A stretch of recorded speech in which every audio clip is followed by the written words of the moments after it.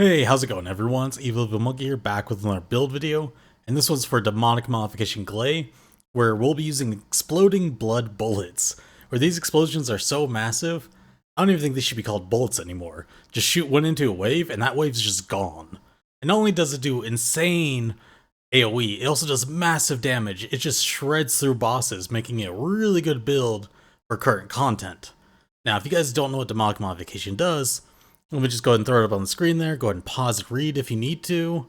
But I've been enjoying this build a lot. I think it's a really good build for you guys to enjoy Gley as well. But you know what, enough of me yapping, let's go ahead and get you guys straight into that build so you can get out there with it. As always, to start off these videos, we've got to start off with our mod section, where I'll go ahead and break down each module while we're running it, and how it fits into the overall build. So let's go ahead and hop right into those mods. Now the first section we're going to start off with our mods is going to be skill power section. Starting off with maximize skill mod. So why are we running this one? Well, this one gives the largest amount of skill power possible out of any module, with the only downside being a 50% increase to all your cooldowns. And usually that would be bad, but here it's okay because the only two abilities we care about are your first and fourth abilities, which have very low cooldowns, with your first ability being about 1 second, your fourth ability being about a 2 seconds, so we don't mind increasing those cooldowns. Also, since your first ability's cooldown will be eaten up by its own animation, and your fourth ability will eat up that cooldown by setting up Enlightened Mage set, but we'll talk about that component set later in the video. So we don't really care about increasing our cooldown by 50%, but we don't want to increase it any more beyond that, because then you'll be waiting around for your fourth ability, which will feel bad. So this is the only cooldown increase we'll do. Next up is skill simplification. So why are we running this one? Well, that comes down to the fact that this gives a lot of skill power modifier increase, with the only downside being max MP minus, which is fine because Gley doesn't actually have MP. She instead has a custom resource bar, which this doesn't affect. So we basically get to run this for free. Now, some people may be wondering why we're running this one over maximize power, which is similar to maximize skill. Well, once again, we don't want to increase our cooldown anymore. And the other factor is the damage is very small difference between skill simplification and maximize power. It's less than a 1%. For example, when I went into the practice tool against a level 1 enemy, skill simplification hit 73 million, while maximize power hit about 73.3 million. With the only difference there being 300k is pretty small, so we can just ignore that slight damage increase and instead go for the build that feels better and not increase the cooldown. Our next module is non-attribute amplification. So we're running this for two reasons. Number one, Gley is a non-attribute character, so we of course want non-attribute skill power.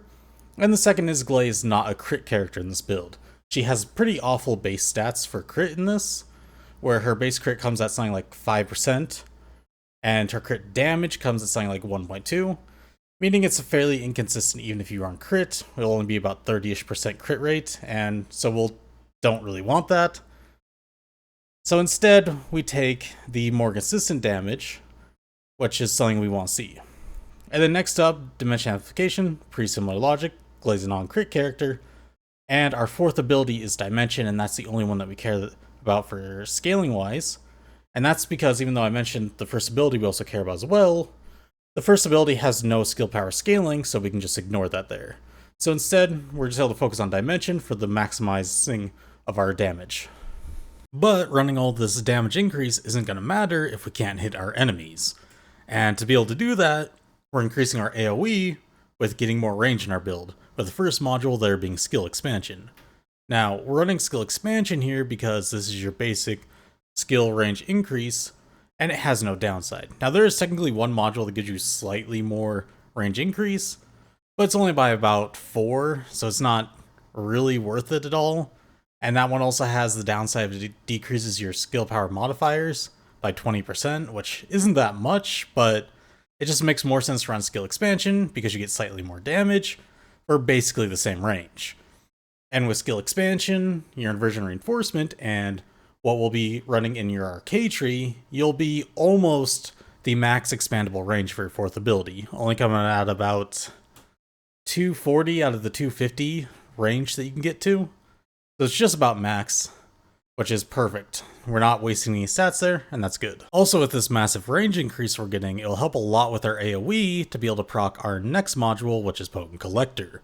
Now, if for anyone who doesn't know what Potent Collector does, every time you kill an enemy, you have a set chance to get a percentage of your custom resource back.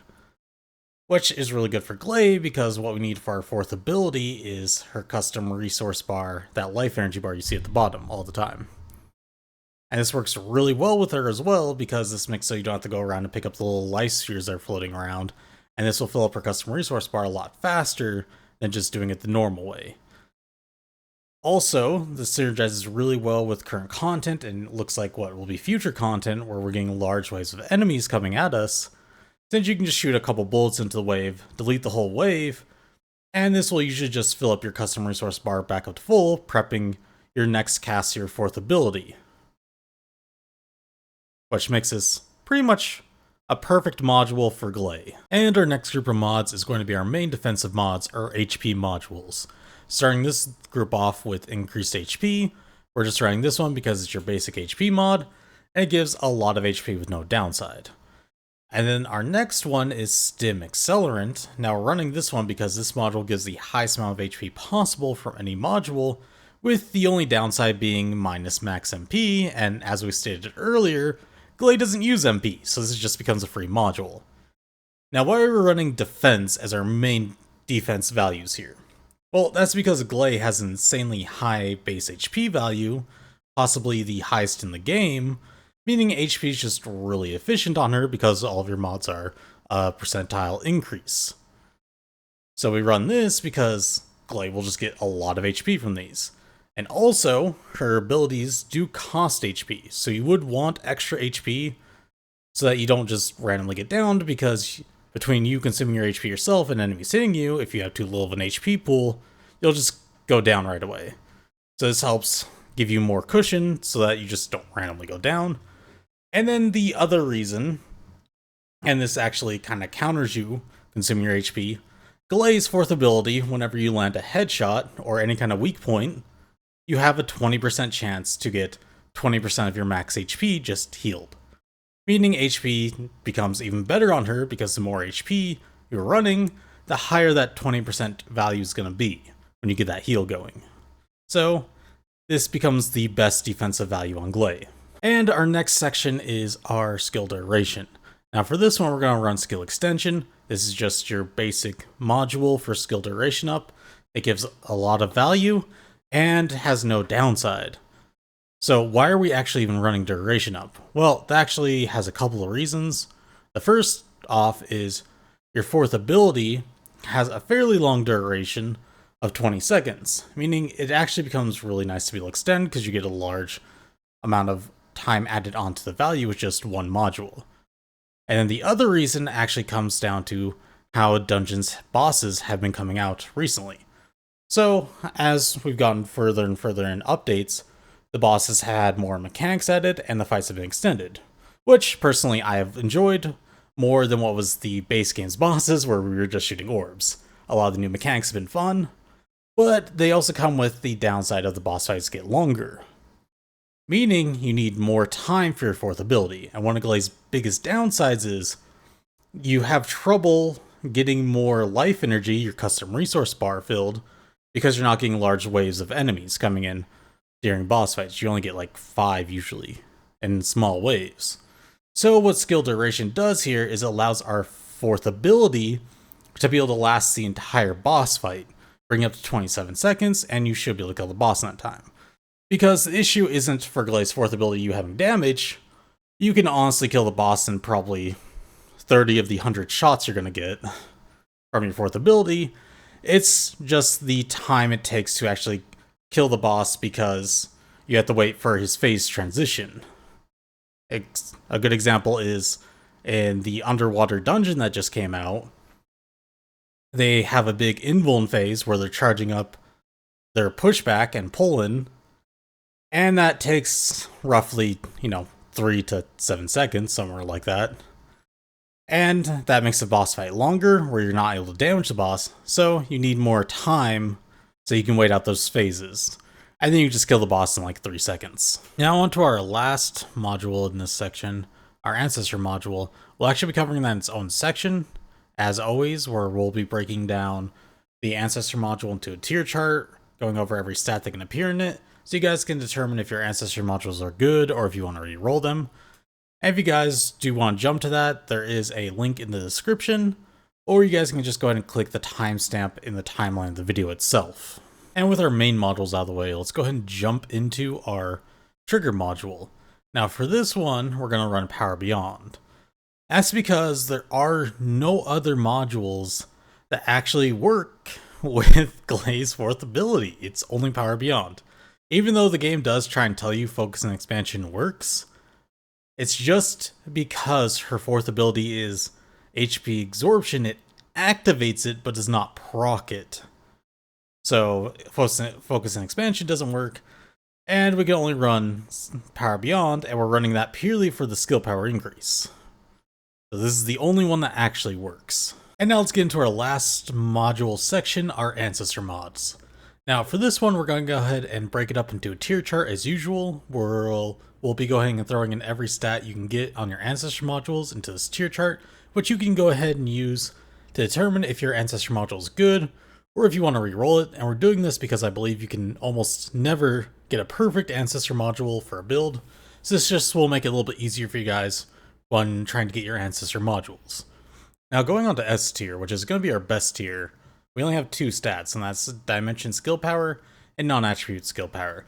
And these are for similar reasons. Our 4th ability only scales off Dimension, Non-Attribute, and this is the only one we actually care about for scaling wise, so this is going to give us the most damage we can get, and we want that large damage increase. Then next up is A tier, which is still a really good tier. We have Dimension Skill Modifier. Once again, your 4th ability scales off Dimension. This is just a slight damage increase, which we always want to see.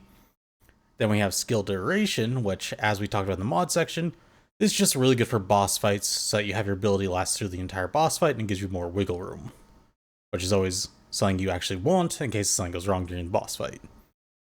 And then finally for A tier, we have Max HP, and as we also stated before, Gley has a really high base HP, so it's just really good to get more HP because it scales really well on her, and some of your abilities also do consume your HP, so it just gives you more of a buffer so enemies don't just randomly down you. So you just want to get as much HP as possible. And then going on to our middle of the packed values, which is B tier, which is a little lonely here because it only has defense, and that's just because defense is just always a good middle of the packed value here. It's not really amazing, but it's not bad to get. You can always use defense. And then going on to C tier. Now, C tier is kind of a weird tier. You don't want to take these values in C tier because they don't really help the build, so you don't want to take them as a positive. You also don't want to take them as a negative because if you do, it'll hurt the build. And the first one of these is skill cooldown. Now, we talked about this in the mods where we don't really want skill cooldown because your 1st and 4th abilities are already really low cooldowns naturally, so you don't need cooldown. But we also don't want to increase the cooldown because we don't have to wait around for our 4th ability when we're recasting it. So you just don't want to ever take cooldown. And then for skill effect range here, the reason why this one's here is because we already fulfill our needs for a skill effect range where we're just slightly below the maximum expandable range for your 4th ability. So you don't need any more, and you can't really use any of the values you roll here to replace anything in the build, because otherwise you'd actually lower the range. And you can't take this as negative because you don't want to ruin your AoE, so just don't take skill effect range. And for our final tier is D tier. Now, D tier stats here will have 0 impact, positive, nor negative on the build, so they're perfect to take as negative stats on your Ancestor modules because of that. And starting this one off is going to be Singular Skill Modifier and Singular Skill Power Boost. Now, why these two? Well, the only 2 abilities that scale off this in the build are your 1st and 3rd ability. As we say before, we don't care about our 2nd nor 3rd ability, and our 1st ability actually has 0 scaling, it just is a type of singular skill power. So, we're fine with taking these as negative because they'll have 0 impact because of that. And then going on to our next stats, Skill Crit Rate and Skill Crit Damage. Once again, we established Gley is not a crit character because she has really low base crit stats. So these are perfect to take as negative stats because they won't hurt the build at all because we're just not using them. And then skill cost may seem a little bit odd as well, but the reason we're taking this is it actually doesn't impact the amount of custom resource bar we need to activate our fourth ability. All this changes is your health costs, which are pretty small to start off with, and don't forget, your fourth ability also regenerates your health at a 20% chance to heal 20% of your maximum HP, so we really don't care about HP costs. In fact, you'll probably never have to worry about your HP at all. You'll probably be fairly healthy pretty much the entire time running this build.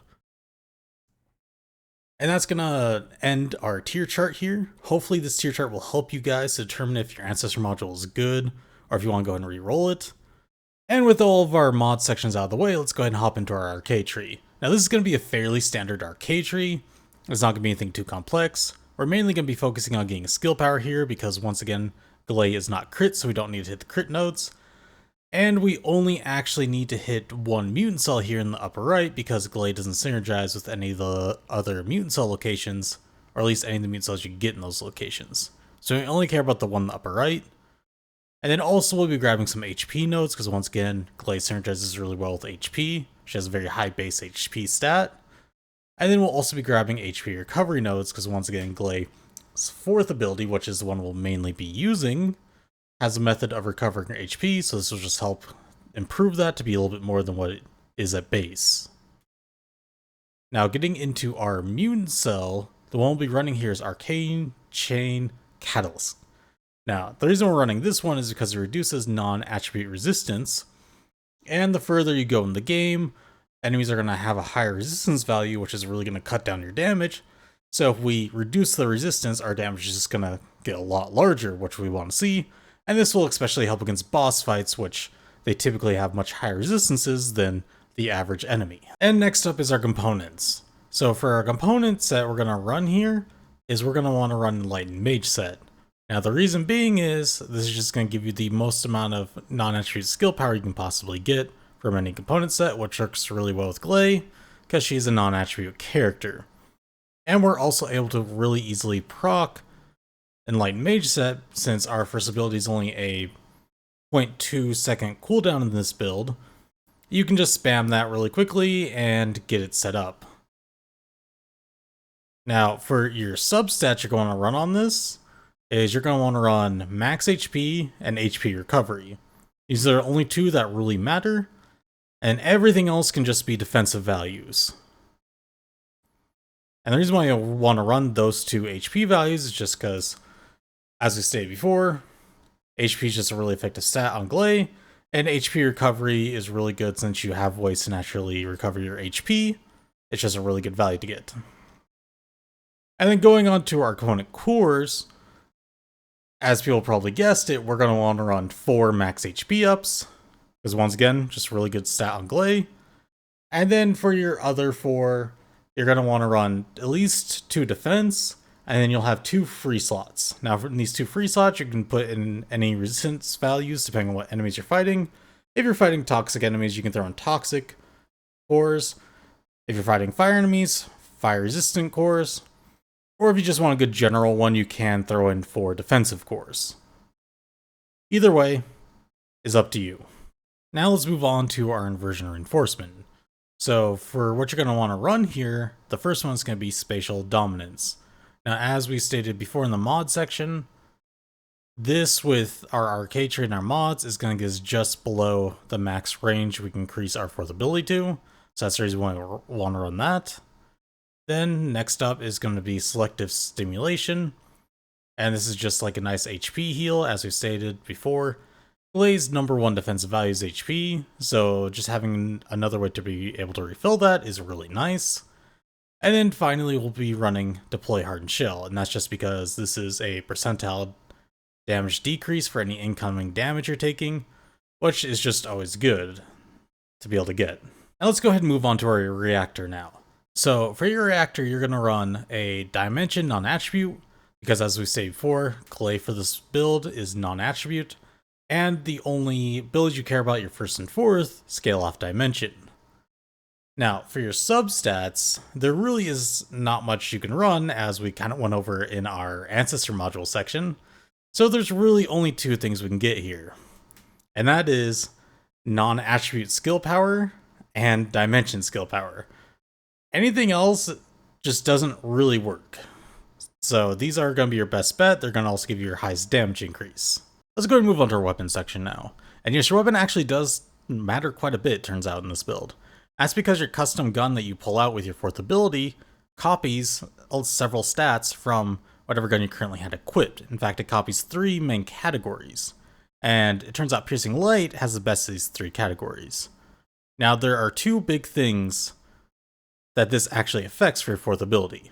So the first one is, it turns out those 3 damage numbers you see, you'll see a small little number that'll be about 5-ish. That one won't matter. You'll see a elemental number, which will be chill in this case, and then the third number you'll see is this giant explosion number, which that one comes from like all of our skill power and everything. In fact, that's most of our damage. But that chill number, it turns out, comes from whatever base gun you had equipped, and a combination of several stats there. Including, it also adds the base stats of your custom gun.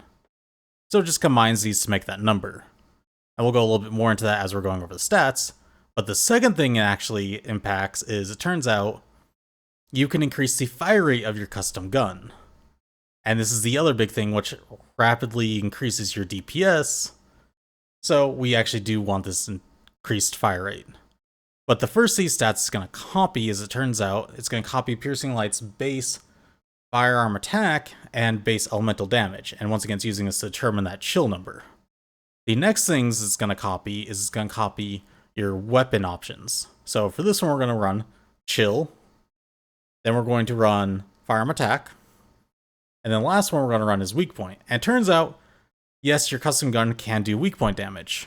It only impacts that, once again, that second number, the chill number you're going to see. It doesn't impact the explosion at all. But it can do this because your custom weapon has a unique thing where you get your health back when you hit weak points.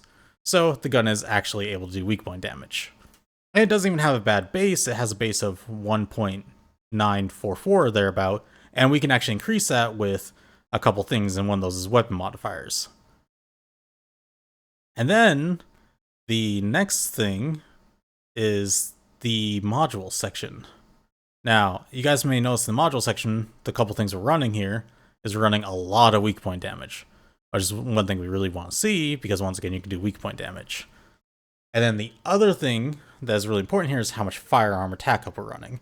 So it turns out the reason why we're doing, Piercing Light over something like a rocket launcher, because some of the rocket launchers have actually higher base stats than Piercing Light, is because those can only get up to about 130%-ish increased firearm attack or explosion damage in that case, versus Piercing Light, which can get up to, I think, about 161 increased firearm attack. And that's kind of the big stat we need, because that will help determine that chill attack number that we get. The other things you guys need to pay attention to here is that we had that fire rate mod. That is important. That's what's going to increase our fire rate for our custom gun, because yes, once again, it does affect that. And then it also turns out you can use ultimate modules. Yes, the 2 ultimate modules that you see in this build actually still impact the unique gun as well, which is kind of a fun thing that does pull those over. Now, one thing people may also be wondering is why we're not doing crit here. Well, it turns out that's because we don't have skill crit, and since your 4th ability is a skill, it actually turns out no matter what the custom gun says, even though it does have its own crit rate, it actually can't crit because of that. So that's why we're also running weak point, is the other reason. Now, a couple things I do want to mention here for our weapons as well. Number one, there is, I believe it's a bug. So, and you guys just need to be aware of this bug. We'll go over more of this in the tips and tricks section. But the weapon cores do not pull over, which that's not the bug. The weapon cores don't matter for this build, except if you don't have all the weapon cores on there, it turns out for whatever reason, the explosion, which should have no impact from the gun itself, but for whatever reason this bug exists, you lose about a 1/5 of your damage. Once again, I will show this in the tips and tricks section. Your core stats do not get pulled over, but for whatever reason, if you don't have all your cores filled out, you just get a massive decrease in the explosive damage. The other thing I want to point out is you guys should also bring some kind of wave clear gun. I used Restored Relic. And the reason you want that wave clear gun is you just want the initial wave that you see, like the initial 10 enemies, you want some gun to be able to kill those.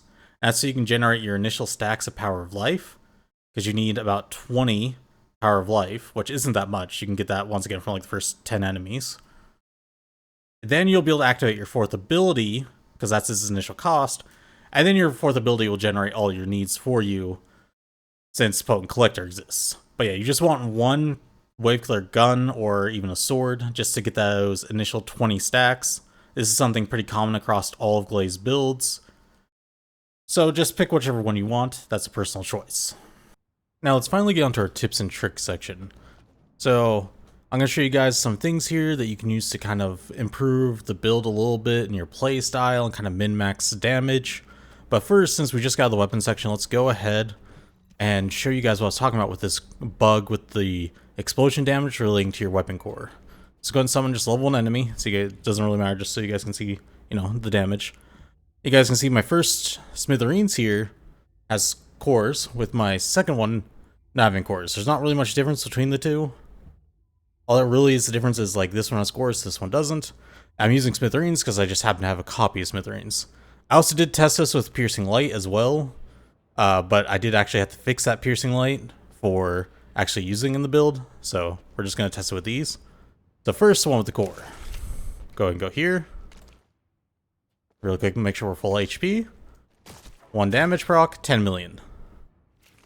Deactivate that. Get our energy back. Cast our ability again. And this is the one without cores.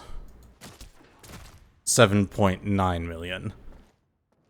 Even with the difference of having the debuff for resistances, it only goes up to about 8 million. So, as you guys can see right there, that's about the 8 million mark.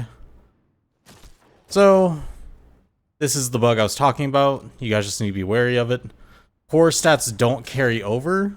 You can see there was the resistance. It's about 8.2 million. So cores, once again, do not carry over their values. But for whatever reason, when you don't have cores on the gun like this, I'm assuming it's a bug, just cuts out about a fifth of your damage.